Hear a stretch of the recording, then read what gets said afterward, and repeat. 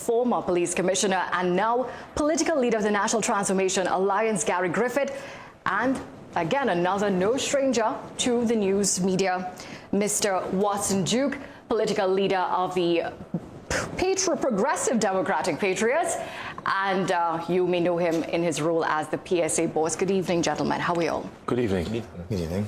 All right, so we're going to start with Minister Gonzalez first. You've been in the role for only about 3 weeks, but tell us, what have you gotten done so far? Well, over the last 3 weeks, I've been meeting the heads of the various national security agencies, the heads of the intelligence agencies in Trinidad and Tobago, the prison commissioner, the police commissioner. We've had 1 or 2 National Security Council meetings to get an update on the state of emergency and the plans by the state agencies to post the state of emergency. So last week, the cabinet took a decision that we would like to continue to support the Trinidad and Tobago Police Service to continue to ramp up their crime-fighting initiatives and efforts. And as a result of that, we've extended a decision that was made last year, December, to call out the reserves, 150 reserve soldiers, and we extended them by a period of 3 months so that they can continue to provide support, strategic support, to the Ministry of National Security, particularly the Trinidad and Tobago Police Service, so that the TTPS can continue its crime-fighting initiatives, especially illegal gang activities, as extortions, home invasions, etc. So the plan is that coming out of the state of emergency, where the police would have detained several gang members, we would have seen a reduction in murder during that period of time by 30%. We do not wish to discontinue the effort on the 15th of April. So the new cabinet has taken a decision to support the Trinidad and Tobago Police Service to continue that crime-fighting drive, to reduce the murder rate further, and to ensure that we have our gang reduction strategies in place. This question goes for all 3 gentlemen, but specifically Minister Gonzalez. When did we reach a state, when a state of emergency is needed to keep murders down? I mean, it's proven that during a state of emergency, 2011, during the pandemic, that homicides go down, but what happens after the state of emergency? Well, let me tell you this. During a state of emergency, the Trinidad and Tobago Police Service, and by extension, the Army, they enjoy certain powers that they do not have outside a state of emergency. During my the 3 weeks that I'm at the job, I have signed several detention orders where several gang operators have been incarcerated. My predecessor would have signed several detention orders. And my understanding is that a lot of these operators, they play a significant role in the illegal gang activities that are taking place. How many detention orders have been signed? There have been 40-something or close to 50 orders, I'd say 50 gang operators in place. Now, the threshold for getting a detention order is way below what is needed to arrest persons who are suspected to be involved in criminal gang activities. Suspected is the key word there. Of course. Suspected. And that's what I'm saying. Because we saw what happened in 2011. I mean, hundreds of people were arrested. At the time, you were the National Security Advisor to the Prime Minister at the time, Mrs. Kamala Persad-Bissessar. What happened after that? Many of them, they were back on the streets without a charge. Because unfortunately, and I know you, sorry, I know you both of you will be coming in, but I mean, feel free. we can't even find charges for the police commissioner here with Christopher, so. Well, we'll get to that. We will get to that. Now, the anti-gang laws that we have in place, the police have indicated that it is very difficult to meet the evidential threshold that is placed within the law to be able to arrest and charge persons who are suspected to be involved in gang activities. You compare that with the state of emergency regulations, where you do not have, the police do not have to meet that evidential threshold in order to arrest persons who are suspected to be involved in gang activities. And therein lies the problem that we as a government and as a nation would have to deal with after the state of emergency. So I hope that during the course of I'm hoping that during this discussion... How much does it cost the state? No. I'm saying it is a state of emergency, and you have attorneys representing the prisons, attorneys representing the judiciary, and what have you. You have panels of attorneys. And I am very confident that those persons who we've issued detention orders, they will not have any recourse against the state, because I'm saying those detentions were done in accordance with the regulations that have been put in place, all right? Now, what transpired between 2010 and 2015 is something completely different, which resulted in those persons suing the state for hundreds of millions of dollars. So that is something completely different from what is taking place at this point. But it goes back to the point that I'm making, that our anti-gang laws need to be revisited because of the high evidential threshold that is required to prosecute those persons and incarcerate them.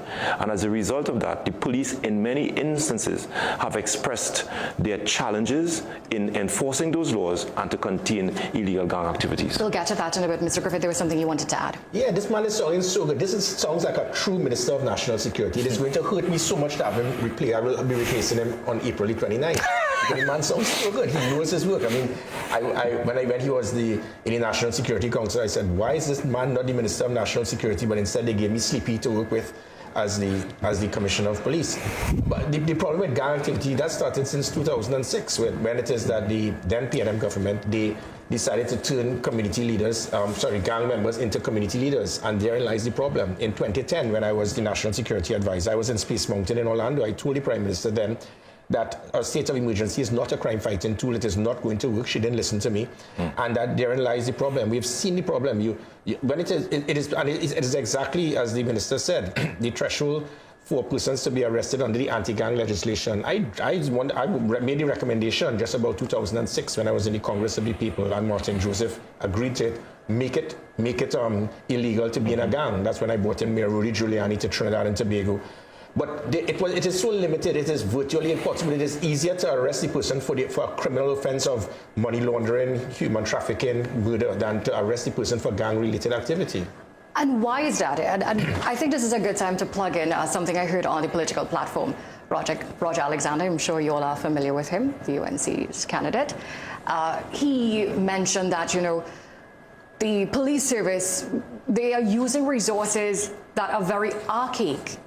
I keep hearing this intelligence-led operations and so forth, but then you have Mr. Alexander sort of putting questions in your head. No, that's totally incorrect. I mean, when I was Commissioner of Police, we put an end to kidnapping. Correct. Right? We put an end to home invasion. We put an end to extortion. The technology is there. So to say that it is not there, I was the Commissioner of Police. I mean, I was shocked. Sorry, Gary. I was really shocked to hear a former senior superintendent getting on a political platform and giving the impression that the same Trinidad and Tobago Police Service that you served as a senior member is operating in the 1800s.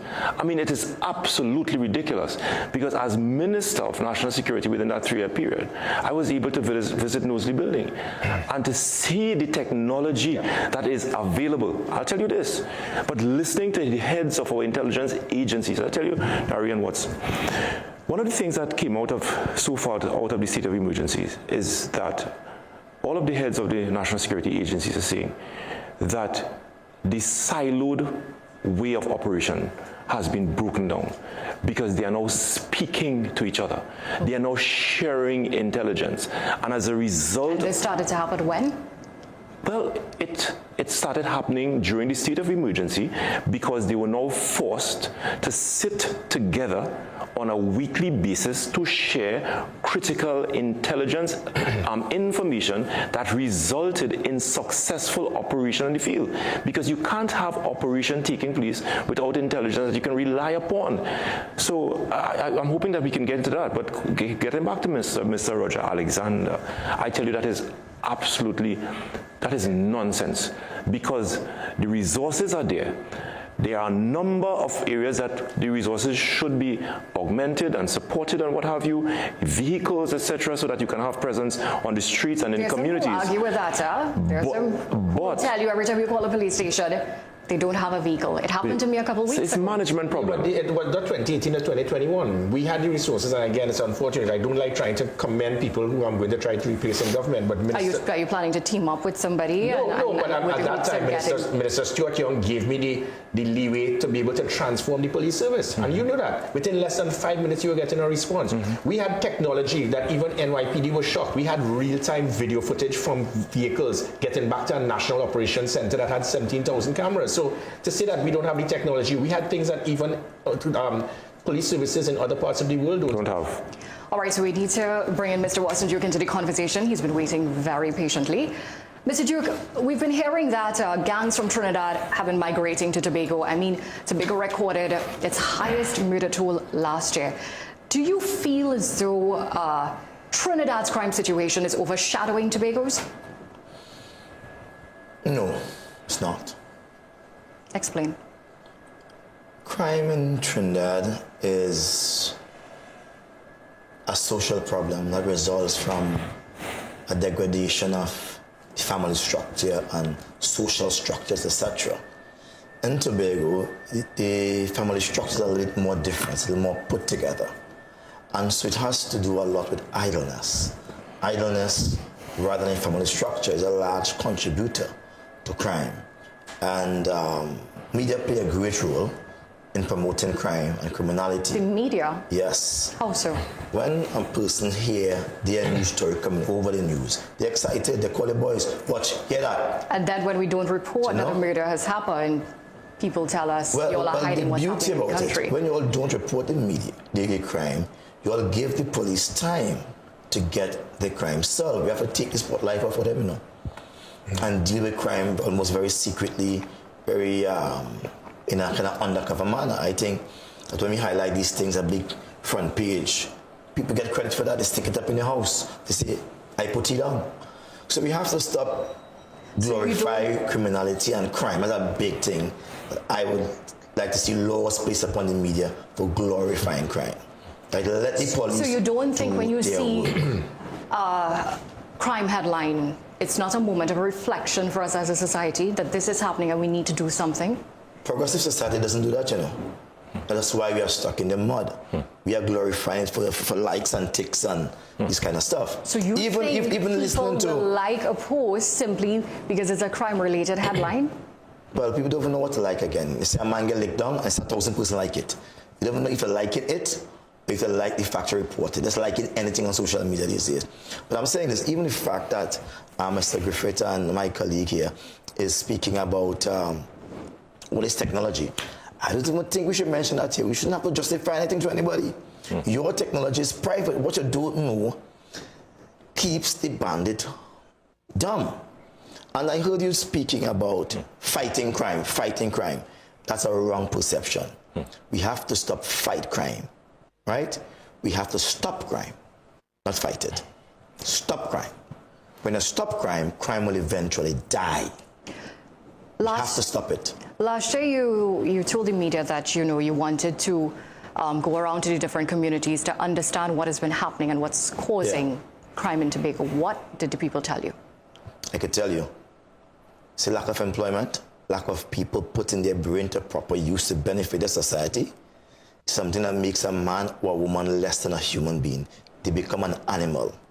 And crime is one of the ways they exhibit that animalistic behavior. Crime is not just the pulling of the trigger, you know. It is saying words to someone that damage the way they view themselves. Almost like a survival instinct. Right?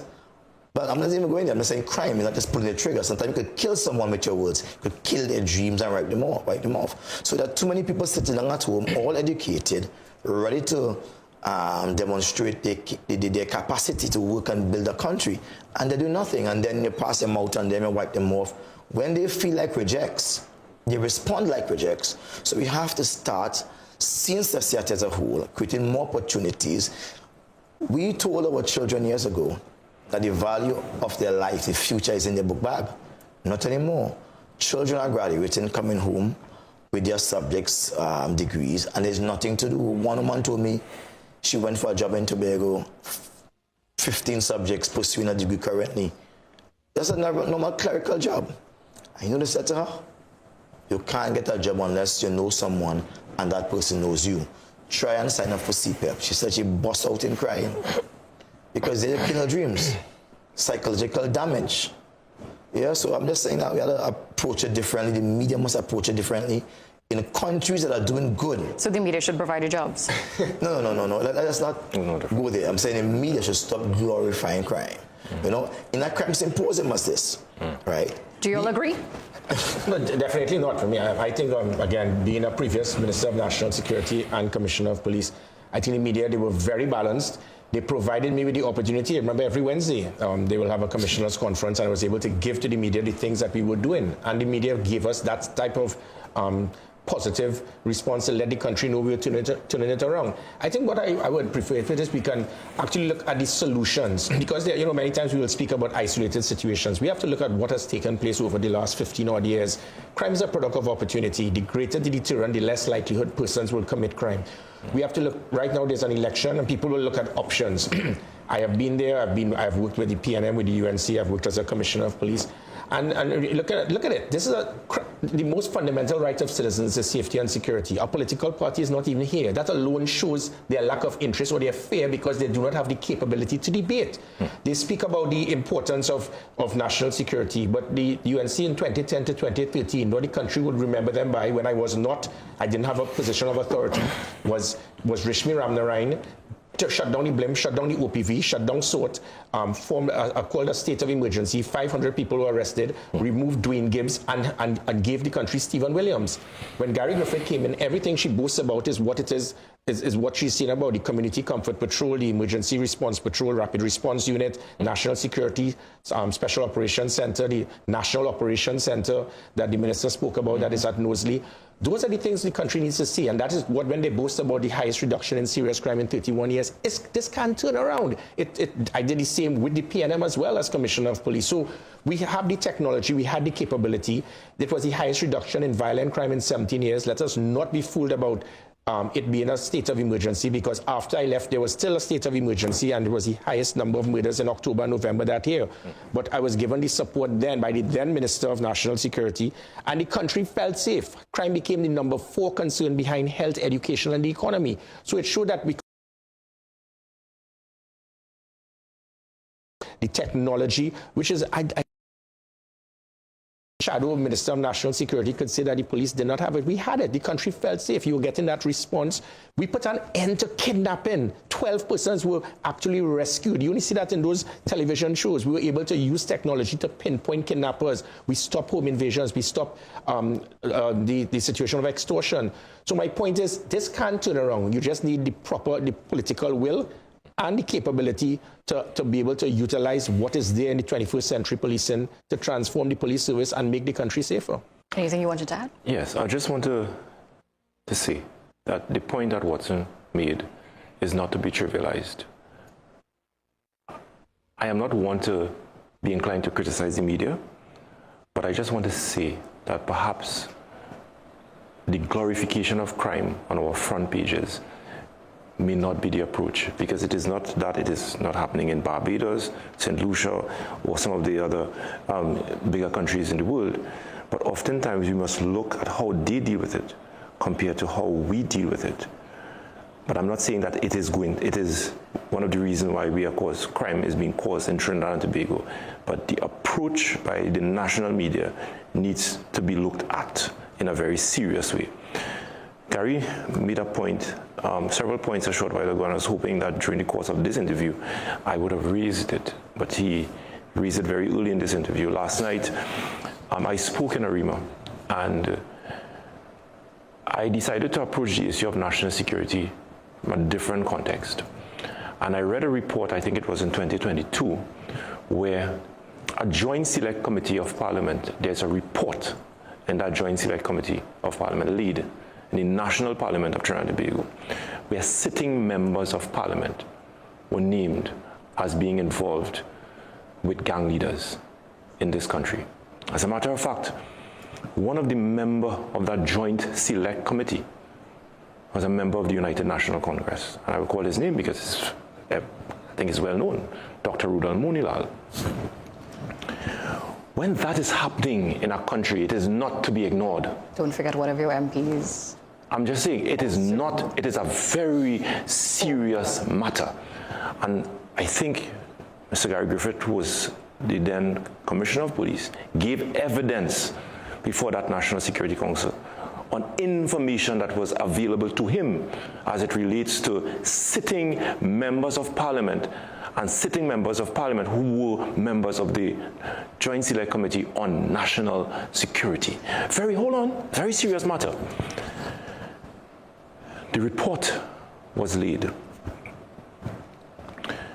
He was never dealt with in the Parliament of this country. It was never dealt with.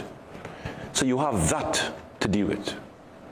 And he's a deputy political leader of the same political party that is not on this table. Tells you something.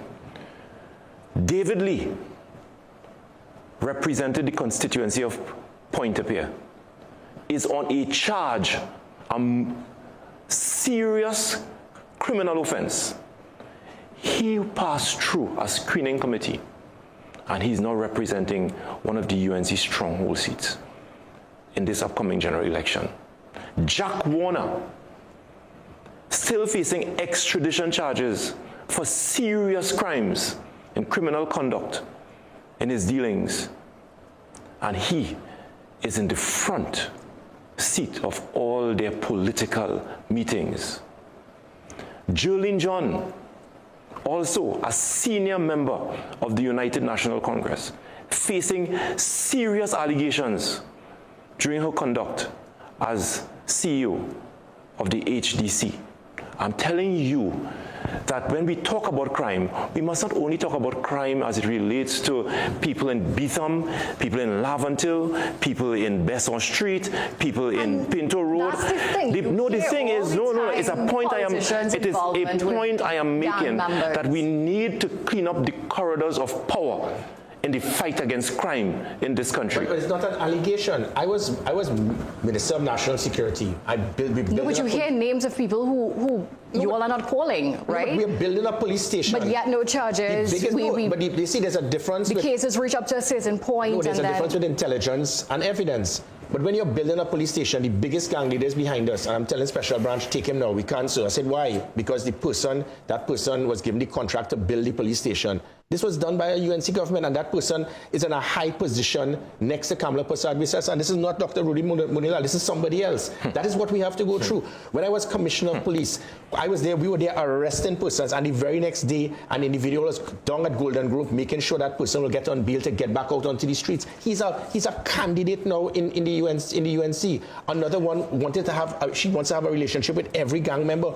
We have to be very careful in this election. And very careful in April 28th. Because I'll tell you this. So we are coming. This is a very important point, because you see, we needed to remove the politics out of crime. Absolutely. We need to remove the politics out of crime, because in order to fix this problem, there is serious legislation that needs to be passed in the Parliament of Trinidad and Tobago to be able to tackle it in the way that we need to tackle it, including the management of the Trinidad and Tobago Police Service. But these are the same people that you are going to send back to the Parliament to do what? To cooperate with any law-abiding citizen or government to fight crime when they represent crime? It is absolute nonsense. And to deal with this problem, I could tell you, the UNC poses a serious threat to national security in this country. And therefore, I am very aghast when someone like Roger Alexander can now find himself in the company of people who are well known to be involved in criminal activities. And perhaps you should ask yourself, and every citizen of this country should. Sure. I know Mr. Duke has a lot to say and he did not get the opportunity. My turn. Mr. Duke mentioned something important, and I'm talking about the unemployment and so forth, the lack of opportunities. And if you'll read below the headline, we also interview criminologists who do their own research, and they're saying the same thing. We need to get to the root of the crime problem, which is the lack of opportunities and so forth. You know, I just wanted to get an update. Last year, the then Prime Minister, Dr. Keith Rowley, would have given $100 million to the Defence Force to get into the high crime areas. Where are we with that program? We have made some progress, and the cabinet had decided that whilst the Defence Force will play a role, the various ministries and government departments, like the Ministry of Youth Development, that ministry is pioneering all kinds of programs and training for young people. The Ministry of Education, Ministry of Ministry of Sports and Social Development, they are now working together with the Ministry of National Security to pursue some of these programs where we get our Defence Force officers in some of the troubled communities to get some of our young people. But we'll get down into that. But the point I wanted to make is that we in Trinidad and Tobago face a very interesting scenario where, despite all of these youth programs and programs that train our young people, the reality is that when you go into the communities, they are telling you that they are not interested in participating in some of these training programs. That's a very interesting point. Mr. Duke, you had something to say. Yes. Based on what you have said, it's important to understand that $100 million has to reach the vein of the problem. You know, all these fancy programs, the real gangster, the real gun-toting man or knife man would not be there. There are people in these places who have never seen outside their communities. Never, ever. They do not know another world exists. That's true. So we have to find social workers. To go in. Some are men, some are women, and not social workers who dress and speak properly. They must understand the material, go across, pants cut up, move as normal, but find a way to get these people out. Not just like you. No, not just like you, of course. No, Gary. But find a way to take them to Chagaramas. Find a way to take them to Tobago, but do it in a safe space where they go out and they recognize there's more to life than all of this. Just get up and polish a gun and listen to Trinidad music. So we have to find a way to get that money filtering down. Yes. So we are wrapping, and that's one of the things you want to do when or if you win your two Tobago seats, right? Because Ministry of National Security, Prime Minister, Minister of Finance, and Attorney General, all those are roles you want. Well, not me, the Progressive Democratic Patriots, right? Remember, if none of the parties would have won outrightly, they will depend on the leader to step in and form a government. Which leader? Right, so I'm saying they will depend on the leader with the extra 2 seats to come in and form a government. So my brother could laugh as much as he wants, but nobody wants to be in a position. Everybody wants to implement the plans that they have. So I'm saying when the ball jam in Trinidad, I'm certain we'll be bringing those 2 seats to Trinidad and say, look, let's have a conversation. All right, so we have come to the end of the segment. Mr. Griffith, you have 10 seconds. Okay, we just have to be very careful about these development programs. Remember life sport, $400 million. I went through hell as a Minister of National Security fighting my own government. So when we have these type of projects, we have to be very careful. It does not be a byproduct towards further crime. Agreed. All right, thank you so much, gentlemen, for taking the time to join us here on this Monday evening.